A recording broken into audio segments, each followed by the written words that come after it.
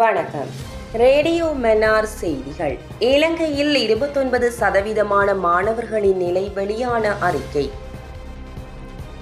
இலங்கையில் உள்ள பாடசாலை மாணவர்கள் குறித்து ஆய்வொன்று மேற்கொள்ளப்பட்டுள்ளது.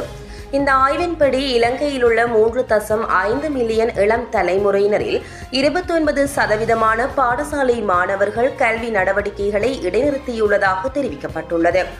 இந்த விடயம் 2024 உலகளாவிய பாடசாலைகளை அடிப்படையாக கொண்ட மாணவர் சுகாதார ஆய்வறிக்கையில் தெரிவிக்கப்பட்டுள்ளது. கடந்த வருடம் 40 அரசு பாடசாலைகளில் தரம் 8 முதல் 12 வரையிலான 3843 மாணவர்களை இணைத்து இந்த ஆய்வு நடத்தப்பட்டுள்ளது. இந்த சுகாதார ஆய்வறிக்கையானது சுகாதாரம் மற்றும் வெகுசன ஊடக பிரதி அமைச்சர் டாக்டர் ஹான்சக விஜயமுனி தலைமையில் சர்வதேச பிரதிநிதிகளின் பங்கு பெற்றலுடன் வெளியிடப்பட்டுள்ளது.